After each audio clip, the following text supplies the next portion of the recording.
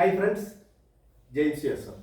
നമ്മുടെ ഇന്നത്തെ വീഡിയോ ഭൂമിയുടെ നികുതി പിരിച്ചെടുക്കുന്നതിലെ അനാസ്ഥയും കെടുകാര്യസ്ഥതയും മൂലം സർക്കാരും പൊതുജനങ്ങളും അനുഭവിക്കുന്ന ബുദ്ധിമുട്ടുകളെ കുറിച്ചാണ്. നമുക്കറിയാം, സർക്കാർ വലിയ സാമ്പത്തിക പ്രതിസന്ധിയിലാണ്. അതുപോലെ തന്നെ വിഭവ സമാഹരണത്തിനായിട്ട് വിവിധ മേഖലകൾ സർക്കാർ കണ്ടെത്താൻ ശ്രമിക്കുകയും കൂടിയാണ്. പക്ഷേ ഇവിടെ ഓൾറെഡി അവൈലബിൾ ആയിട്ടുള്ള ഒരു മേഖലയാണ് ഭൂമിയുടെ കരമടവ് എന്നുള്ളത്. അവിടെ നമ്മൾ ശ്രദ്ധിക്കാത്തത് മൂലം കോടിക്കണക്കിന് രൂപയാണ് ഒരു വർഷം നഷ്ടപ്പെടുന്നത്. നമുക്കറിയാം, കരം പിരിച്ചെടുക്കുക എന്നുള്ളത് വില്ലേജ് അധികൃതരുടെ പ്രഥമവും പ്രധാനവുമായിട്ടുള്ള ഉത്തരവാദിത്വമാണെന്ന് ലാൻഡ് റവന്യൂ മാനുവല് വാല്യൂം 16(1) പറയുന്നുണ്ട്.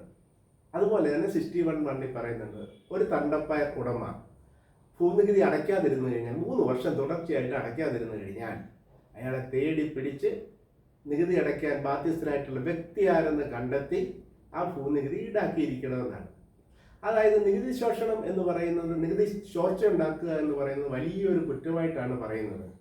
പക്ഷെ നമ്മുടെ ഈ തണ്ടപ്പേർ രജിസ്റ്ററുകളൊക്കെ പരിശോധിച്ച് കഴിഞ്ഞാൽ നമുക്ക് മനസ്സിലാക്കാൻ കഴിയും, 3 വർഷമല്ല 20, 25, 30 വർഷമായിട്ട് കുടിശ്ശിക അടയ്ക്കാതെ, കരമടയ്ക്കാതെ വിലസുന്ന വ്യക്തികളുണ്ട് എന്നുള്ളത്. ഇവരിൽ നിന്ന് ഈ ഭൂനികുതി പിരിച്ചെടുക്കുവാനായിട്ട് കാര്യമായിട്ടുള്ള അല്ലെങ്കിൽ കാര്യക്ഷമമായിട്ടുള്ള ഒരു സംവിധാനം ഇനിയും നിലവിൽ വരേണ്ടതായിട്ടുണ്ട്. ഈ മേഖലയിൽ ശ്രദ്ധിച്ചു കഴിഞ്ഞാൽ കോടിക്കണക്കിന് രൂപ സർക്കാരിന് പിരിച്ചെടുക്കാനായിട്ട് കഴിയും.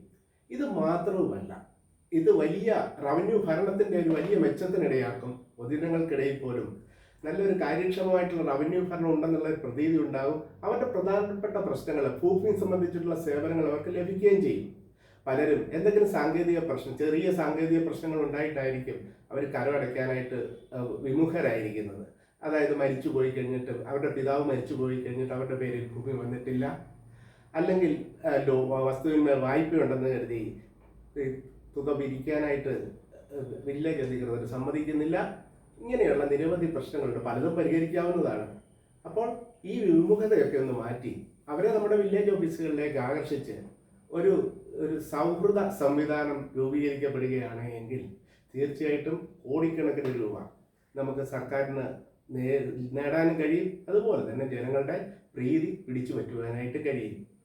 പലപ്പോഴും ഇതുവരെ ശ്രദ്ധിച്ചിട്ടില്ലാത്ത ഒരു മേഖലയാണ്. ഓരോ വില്ലേജ് ഓഫീസിലും നമ്മൾ ശ്രദ്ധിച്ചു കഴിഞ്ഞാൽ, വില്ലേജ് റെക്കോർഡ് നോക്കിക്കഴിഞ്ഞാൽ, ഇപ്പോൾ ഓൺലൈനാണ് തണ്ടപ്പേർ രജിസ്റ്ററുകളൊക്കെ.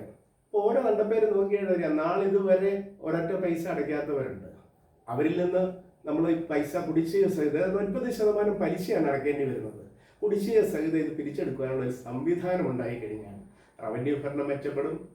ഒരു കാര്യക്ഷമമായിട്ടുള്ള ഒരു സേവന സംവിധാനം ഇവിടെ രൂപപ്പെടുന്നതിനും ഇടയാകും. അപ്പോൾ തീർച്ചയായിട്ടും സർക്കാരിൻ്റെ ഒരു വലിയ വരുമാന സ്രോതസ്സാണ്, ജനങ്ങൾക്ക് സംതൃപ്തി നൽകുന്ന ഒരു മേഖലയാണ്. ഇത് കണ്ടില്ലെന്ന് നടിക്കരുത്. വീട്ടിൽ സ്വർണം വെച്ചിട്ട് എന്തിന്, നാട്ടിൽ തെണ്ടി നടത്തും.